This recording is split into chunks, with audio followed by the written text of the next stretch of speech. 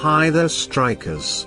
There's something uniquely disturbing about people vanishing into thin air.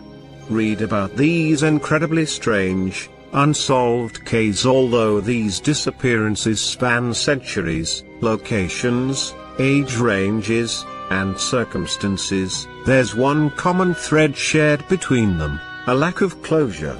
There are theories, speculations, and investigations, but never a decisive answer. On our incoming episode, I'm going to feature some of the cases of mysterious disappearances, of some missing that just disappear without any trace. Amy Fitzpatrick missing for over 13 years. 10 p.m. on New Year's Day 2008, 15-year-old Irish-born Amy Fitzpatrick said goodbye to her friend, Ashley Rose. The two girls had been babysitting Ashley's brother at a house in Mijas Costa, Malaga, Spain. Amy's home was only about 20 minutes away, within walking distance.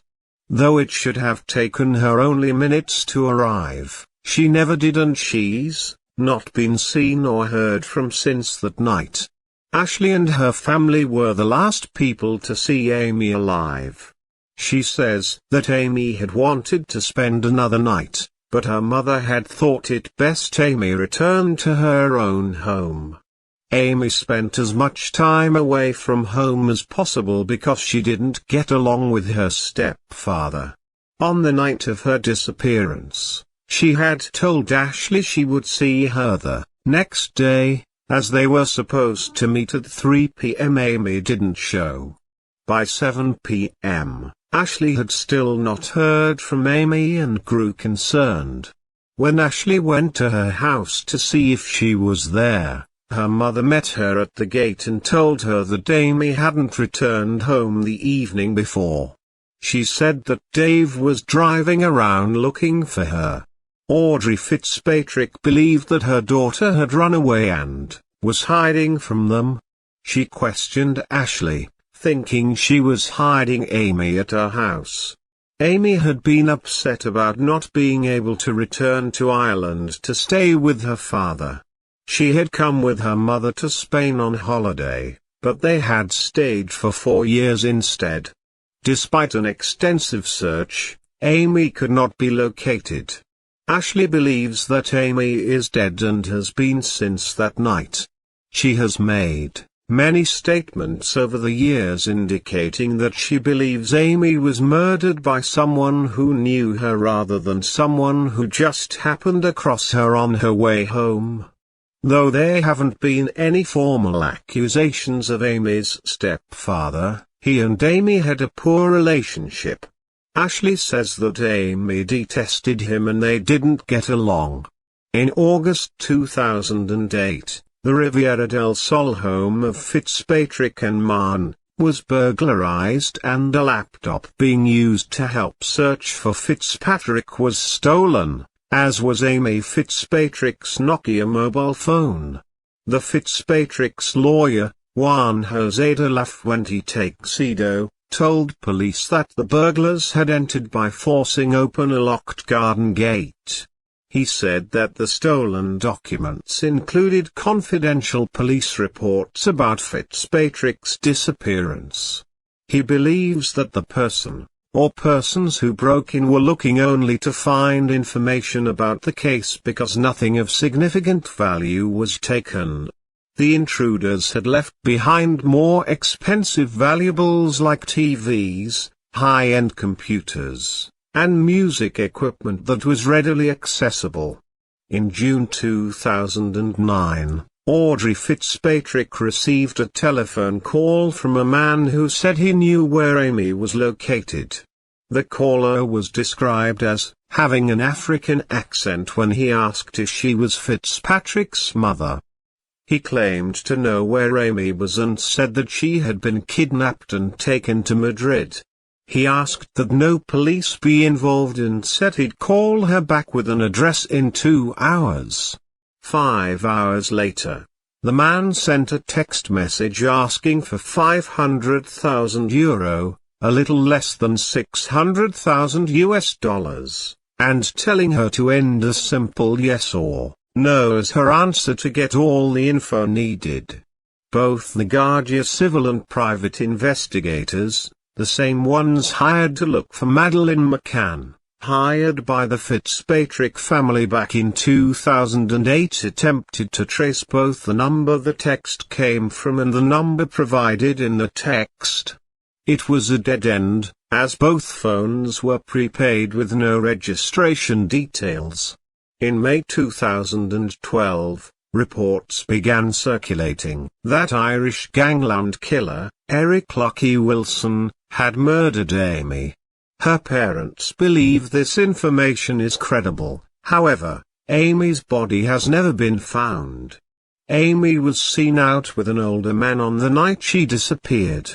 Her family believes this was Wilson, as she was believed to associate with him regularly.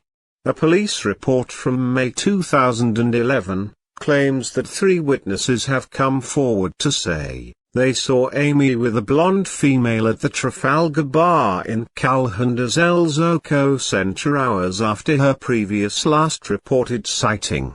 In another blow to the family, Amy's 23-year-old brother, Dean Fitzpatrick, was stabbed to death in Coolock, Dublin, in 2013 in an incident involving Dave Mahon, his mother's partner. On May 6, 2016, Mahon was found guilty of manslaughter in the case. He was sentenced to 7 years in prison but is due for early release this month. There is speculation that Amy did, in fact, make it home the night of her disappearance, as a pink phone she always carried was found at the home. The friend she was visiting on the night of the murder claims she is certain Amy had it with her on the night she was at her home, and she saw it later with her mother during an interview. Their phone wasn't active, but Amy apparently used it to take photos and listen to music. Her mother says she found it under a pile of clothes in Amy's room after her disappearance and assumed she had left it at home, as she fairly often did. She insists that Ashley Rose is wrong about this detail. Still, Amy remains missing, and there are so many twists and turns to her case that it is difficult to know what may have happened to her that last night. The case continues to be in the hands of the Spanish police, despite calls for the Irish authorities to get involved, since Amy is an Irish citizen. Only time will tell if there is any movement in this case. The police investigation into the disappearance of Irish teenager Amy Fitzpatrick in Spain has been suspended. It has emerged. The commander-in charge of the case has informed Garda Commissioner Drew Harris the search for the 15-year-old has come to a standstill pending new information that may assist in the probe. The top cop was responding to representations from former Fine Gael Justice Minister Charlie Flanagan. Last night Amy's furious family hit out at the move. Her aunt Christine Kenny said, "We are completely shocked that their investigation has been suspended. This is the first we have heard of this. We believe the Spanish police have more than enough information to go on, and it is just not good enough. We have constantly passed new information to them as we got it, despite what they might say. We have had no contact with the Department of Foreign Affairs, who have also done nothing to help us. As far as we are concerned, Amy is dead and something terrible has happened to her. We are demanding the Spanish authorities update the case into a murder investigation. We want justice and to find out the truth. Somebody out there knows why and how Amy disappeared off the face of the earth." Amy vanished on the night of New Year's Day 2008 as she walked home from her friend Ashley Rose's house in Calahonda on the Costa del Sol. She was reported missing by her mother Audrey and stepfather Dave Mahon 3 days later. In a letter to Deputy Flanagan, the Garda Commissioner confirmed, Liaison has taken place with the commander in charge of the investigation into the disappearance of Amy Fitzpatrick. The commander has confirmed that the investigation remains open, however suspended, pending further or new information that may assist in the investigation. Christine added, "This is the first time they have confirmed the investigation is suspended. It is heartbreaking. I would appeal to our government to lobby the Spanish government and the Guardia Civil on our behalf. I have no doubt Amy has been killed and people are getting away with murder. Her dad and I want to find her, bring her home and let her rest in peace. If a Spanish child went missing here, everything would be done to find him or her. Sadly, the reverse is not happening. We need the case upgraded to a murder investigation, and then the Spanish would put a proper team of detectives to go through everything involved in the case. Trust me, if Amy was alive, we would have heard from her. Amy and her late brother Dean had lived in Spain for a couple of years. Her brother was subsequently stabbed to death by their stepfather Marn back in Dublin in 2013. Marn was convicted of manslaughter after claiming it was an act of self-defense, and served 5 of a 7-year jail sentence. He is currently living with their mother Audrey in Carrick-on-Shannon, CO Leitrim, and is awaiting trial for allegedly assaulting an elderly neighbor.